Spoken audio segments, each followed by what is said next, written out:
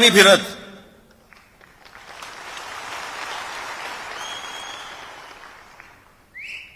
हे बाकीच्यांसारखं नाहीये. 6 दिवस अगोदर मोदी म्हणतात 70,000 कोटीचा भ्रष्टाचार केलेला ना आम्ही 8 मध्ये टाकू. आम्हाला माहित होतं की ते मंत्रिमंडळात टाकणार आहेत.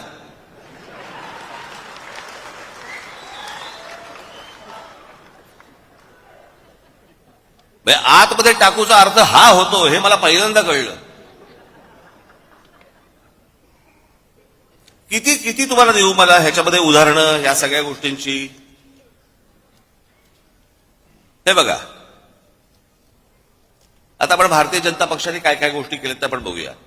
हिम्मत बिस्वा शर्मा भ्रष्टाचाराचं मूर्तिमंत प्रतीक अशी ज्यांची संभावना भारतीय जनता पक्षाने केली होती, हिम्मत बिस्वा शर्मांची, त्याला पक्षात घेतलं. नंतर दुसऱ्या पक्षात होते ते, भ्रष्टाचाराचे आरोप केले होते त्यांच्यावरती. त्यानंतर भारतीय जनता पक्षाने पक्षात घेतलं, त्यांना अर्थ, आरोग्य आणि शिक्षणासारखी खाती दिली. नंतर त्यांना 2021 मध्ये मुख्यमंत्री केलं.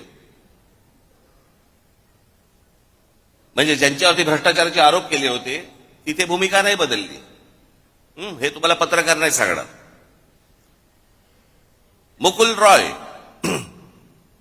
पूर्व भारतात सरदारा नावाच्या समूहाने लोकांना भरमसाठ रिटर्न्स देतो म्हणून पैसे गोळा केले आणि त्यांचे पैसे बुडवले. या घोटाळ्याचे शिल्पकार मुकुल रॉय, हे मुकुल रॉय होते असा भाजपाचा आजचा आरोप होता. 1917 मध्ये भाजपने मुकुल रॉयना पक्षात घेतलं.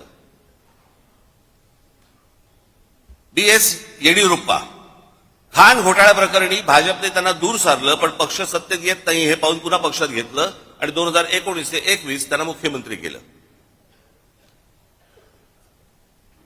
अजित पवारांचं तर मी तुम्हाला सांगितलं. अशोक चव्हाण, आदर्श घोटाळा, त्यांनी काँग्रेस पक्ष सोडायच्या आधी संसदेत आदर्श घोटाळ्यातील त्यांच्या सहभागावरून भाजपच्या खासदारांनी आरोप केले. पुढे 8 दिवसात ते भाजपमध्ये आले आणि लगेचच त्यांना राज्यसभेवरती खासदार म्हणून पाठवलं. भूमिका नाही बदलली.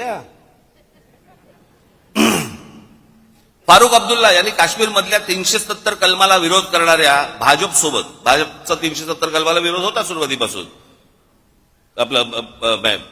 त्यांचा विरोध होता की ते असू नये म्हणून, आणि फारुख अब्दुल्लांचा विरोध होता ते काढू नये म्हणून.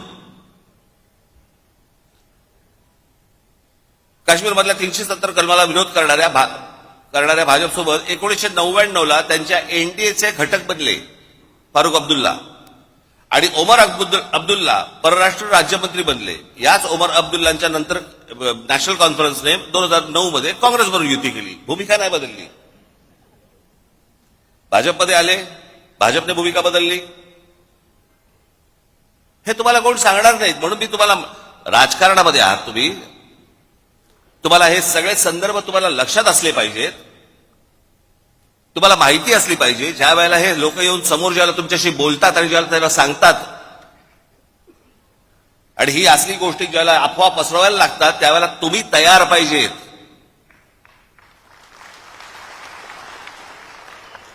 गेल्या 50, 60, 70 वर्षाचा इतिहास महाराष्ट्राचा काय आहे, देशाचा काय आहे, कुठे कुठे कुठच्या कुठच्या पक्षाने काय काय गोष्टी केल्या.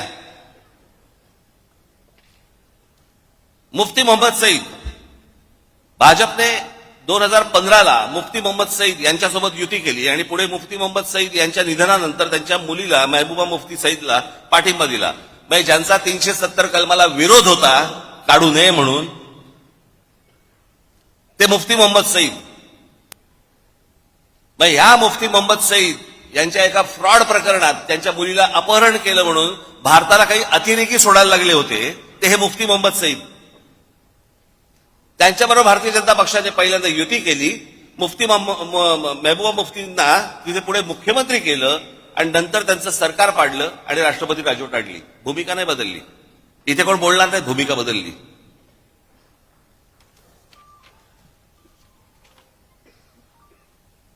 आता महाराष्ट्र देऊ.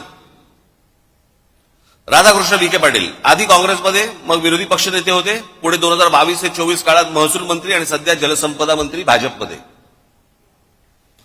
हर्षवर्धन पाटील, आधी काँग्रेसमध्ये होते, मग ते भाजपमध्ये आले. हर्षवर्धन पाटील भाजपमध्ये आले तेव्हा म्हणाले होते आता शांत झोप लागते.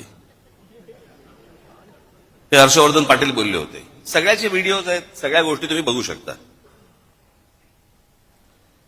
नारायण राणे, गणेश नाईक, बबनराव पाचपुते, विजयसिंग मोहिते पाटील, पदमसिंग पाटील, किरीट सोमय्याने ते केवढे आरोप केले होते. अनेक लोकांवरती आरोप केले विरोधी पक्षांमधल्या. आज ज्यांच्यावरती आरोप केलेत ना ते सगळे आज मंत्रिमंडळात आहेत किंवा भारतीय जनता पक्षासोबत आहेत.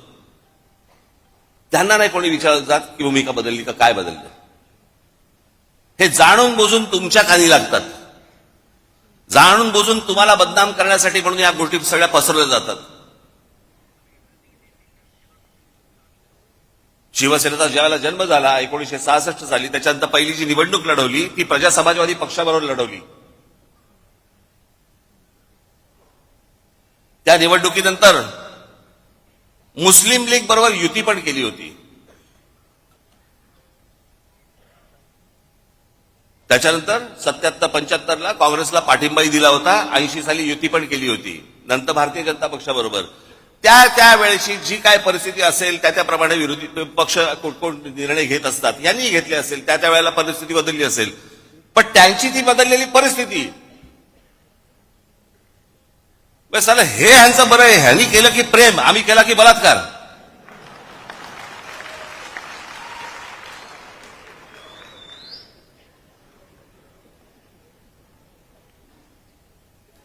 बरं, आता लोकसभेच्या वेळेला ज्या वेळेला नरेंद्र मोदी ज्यावेळेला इथे शिवतीर्थावरती आले होते त्यावेळेला मी त्यांच्या समोर बोललो होतो ना की 2014ची निवडणूक झाली त्यावेळेला मला जे बोलायचं होतं ते मी बोललोय. 2017ची निवडणूक झाली त्यावेळेला मला जे म्हणायचं होतं ते मी म्हणून झालेलं आहे. मी असं काही बोललो का की मी ते काही बोललोच नव्हतो, मी असं काही म्हणालोच नव्हतो, असं काही बोललो का? माझं बोलून झालंय. एकदा सुटलं की सुटलं.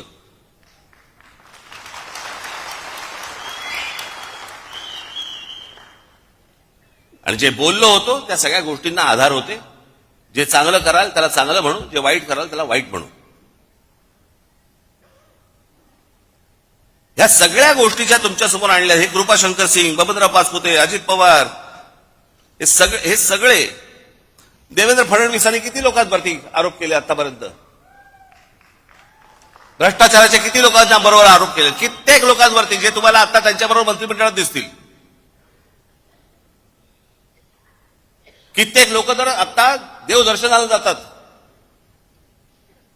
पूजा करतात, देव पायात ठेवतात की फडणवीस किंवा किरीट सोमय्या कोणीतरी आमच्यावरती आरोप करा.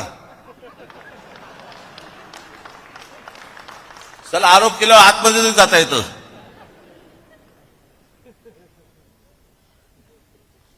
एवढा सगळा चिखल होऊन बसलेला आहे. आणि या चिखलामध्ये मला असं वाटतं की तुम्ही आतापर्यंत आपण ज्या प्रामाणिकपणे आजपर्यंत पक्ष चालवला, वाढवला,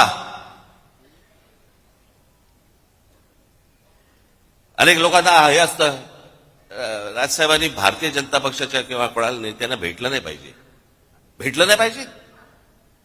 समोरचा बोलला चहा प्यायला येत होतं, काय सांगू, घरीच पी.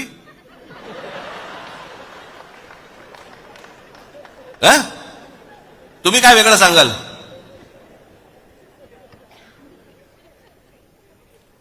अहो, पण ते मला जेव्हा भेटायला येतात ना त्यावेळेला मी तुम्हाला विकत नाही.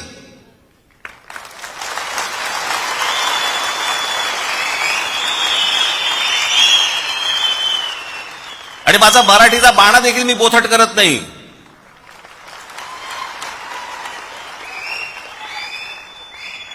येतात, फोन करतात. आता मध्यंतरी मागे मी एकदा नाशिकला होतो. सकाळी मी निघालो होतो दौऱ्यावरती, कुठे पुण्याला जायचं होतं.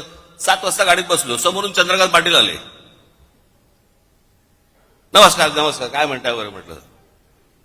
मुंबईत आलो की येतो चहा प्यायला. ही परिस्थिती तुमच्यावरती आली, काय कराल सांगा? कशाला चहा कशाला प्यायचा? काय गरज आहे का चहा प्यायची? काय यायची काय आवश्यकता आहे का? नाही, काय गरज काय या चहा प्यायची? असं सांगू का त्यांना मी? अरे, एक माणूस स्वतःहून सांगतोय सारा चहा प्यायला येतो तर ये म्हणणार ना, अजून काय म्हणणार? एकदा चंद्रकांत पाटील मला भेटायला आले. बरं, हे काय करतात? परत ह्यातला प्रॉब्लेम काय आहे? हे बाहेर मग पत्रकार येतात, तिथे जाऊन हे काय बोलतात माहित नाही. आज काहीतरी वेगळंच असतं. बरेच दिवस झाले आपण भेटलो नाही, मागे एकदा लग्नात आपलं फक्त भेटणं झालं, एवढंच काहीतरी असतं. एकदा चंद्रकांत पाटील माझ्याकडे आले, त्याच वेळेला ते जेव्हा मला नाशिकला बोलले त्यावेळेला मुंबईत आलो की घरी भेटायला येतो. हे मला अजूनपर्यंत कळलेलं नाही. ते माझ्याशी चर्चा करून काय चहा बी खाणं पिणं सगळं झाल्यावरती बाहेर पडले. पत्रकारांनी विचारलं काय झालं, तर आपण काय सांगू, काही नाही, सहज सदिच्छा भेट होती म्हणून सहज भेटायला आलो. बरं, पत्रकारांचाही प्रॉब्लेम असतो त्यांना वाटतं कशात तरी असणारच, काहीतरी असणार, त्याशिवाय काय होणार नाहीये. बाई आणि बुवा एकत्र भेटले की काहीतरी लफडत असलं पाहिजे, ह्याला काही दुसरं काय. अरे नॉर्मल पण भेटू शकतात की नाही, बोलू शकतात की नाही, एखादा पुरुष स्त्री एखादे नॉर्मल बोलू शकतात, गप्पा मारू शकतात. तसं यांचं असतं. हल्ली इथं तेच चाललंय. पूर्वी तर माझ्या राजकारण इतकं सुंदर छान होतं, सगळेजण एकमेकांना भेटायचे. पक्षाचा विरोध, पक्षाची धोरणं याच्यामध्ये कधी कॉम्प्रोमाइज व्हायचं नाही, पण म्हणून काहीतरी अगदी वैर घेतल्यासारखे वगैरे असं काही नव्हतं पूर्वी. आताही खरं तसं नाहीये. काल आपण शपथ भेटतात मला पण ते कळलेलं नाही, पण बाहेर चंद्रकांत पाटील बाहेर पडले माझ्या घरात. काय केलं असेल त्यांनी पत्रकारांसमोर मला आजपर्यंत कळलेलं नाही. त्यांना प्रश्न विचारला, पाटील साहेब एक तासभर तुम्ही आतमध्ये होतात, काय चर्चा झाली. मला ह्याचा अर्थ नाही कळला. म्हणजे मला त्यांनी कडेवर घेतला होता का काय, ह्याचा अर्थ काय होता हेच मला अजूनपर्यंत कळलं नाही. हे म्हणजे काय.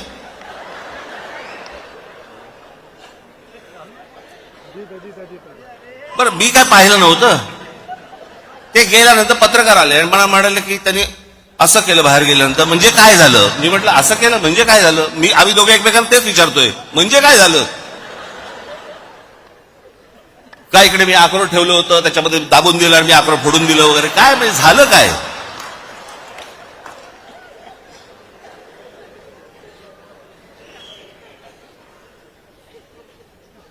एक गोष्ट तुम्ही लक्षात ठेवा, हे कोण भेटायला आले